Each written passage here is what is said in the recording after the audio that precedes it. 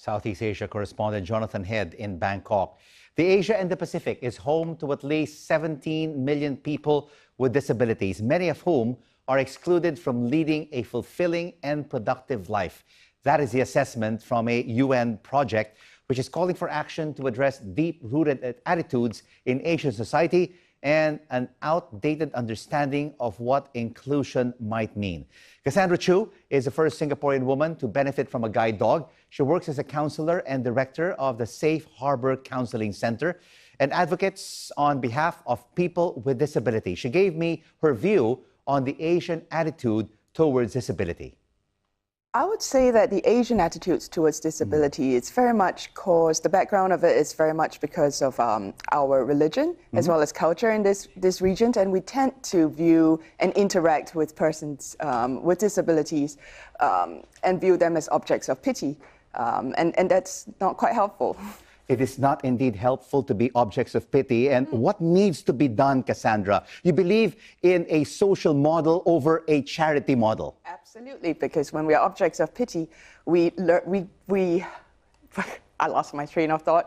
There's a lot of learned helplessness, and we don't step up and be agents of our own lives. And what needs to happen is people can view us, interact with us with dignity, with respect, and of course, equality. And it's about a level playing field, Cassandra. And in your book called A Place for Us, you discuss how to make society more inclusive, from implementing more road sign design features to increasing employment opportunities for people with disabilities. Absolutely. Yes. So besides all of this infrastructure, very much of what I've written in the book as well is the attitudinal change that is required in our Asian landscape. And at a policy level, Cassandra, are governments here in Asia proactive with implementing initiatives for people with disabilities? Absolutely. I think many of the governments in the ASEAN region have ratified the UN CRPD, and the next step is very much for people on the ground to kind of shift their attitudes towards disability, towards more empowerment, more equality, and giving us an opportunity to have the same opportunities as your children, your siblings, your parents. But you may have the policy, but is the political will there? Is the empowerment there? I would say the political will is definitely there, but the social will, that's what needs a little bit of shifting and changing, and I see that as something that's very doable in the next couple of years. And Esme is with you right now here in our studios. She is 9.5 years old and will be retiring next month. Absolutely. Esme! Why will she be retiring next month? Well, she's getting on in age and she deserves a retirement, on top of which I work pretty long hours and she's not able to keep up anymore, unfortunately. And of course, 1 dog year is equivalent to 7 human years, so she'll be close to 60 years old when she retires. So it would be very difficult parting with Esme because she's been with you for close to 8 years. And she's been through a lot of my life as well, through a lot of ups and downs. We were one of the first teams in Singapore, and it's a journey. It is indeed a journey. So what happens next when Esme retires? She becomes a lady of leisure. What about yourself? Will you be having a new guide dog? Yes, I will. And I have one standby on completing its training at the moment at Guide Dogs Victoria. And I'll be heading over at the end of April to be matched with her. And her name is Elkie. Elkie. Esme and Elkie. Yeah. Rico, She's so cute. Esme is so cute. And I was thinking, did you get to stroke Esme?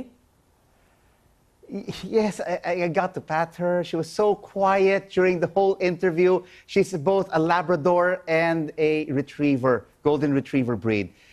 Very, very kind. Very, very kind. Yeah, more well-behaved than some of the people that we've had on, right?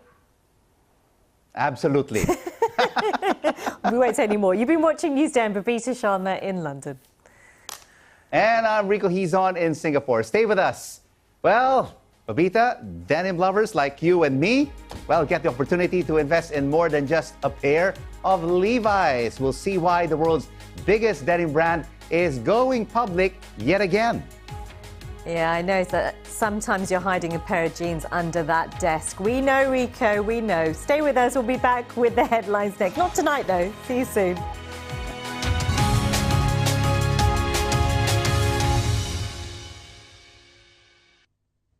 Hello there. High pressure will keep many central parts of Europe largely fine and dry with some spring sunshine and some chilly nights. But there are areas of concern in the southern Mediterranean, so the central islands here seeing some quite stormy conditions, strong winds, a bora wind setting up across parts of the Balkans during the day on Thursday. And then we've got the strong winds and low pressure still driving their way in across the northwest of the UK into Iceland and to Scandinavia. And then that cold air plunges southwards into the east of Europe. Whilst further south and east across Europe, some fine and dry weather. It's quite warm. We've got some sunshine running to a bit more cloud. There's strong bora winds across parts of the Balkans and some potentially very stormy weather for the north of Africa and the central and western Mediterranean. Of course, even across the islands further north will be some very strong winds. But for Iberia, the Alps, southern parts of France is looking fine and dry. A little bit more cloud as we come into those weather systems or bump into those weather systems further north, bringing their rain and their wind and then the cold air plunging its way southwards towards the Black Sea resorts. There's still just 3 degrees, for example, in Moscow on Friday, still just that chilly air embedded with us. But under the ridge of high pressure for Madrid, for Paris, for London, a lot of dry and fine weather is forecast.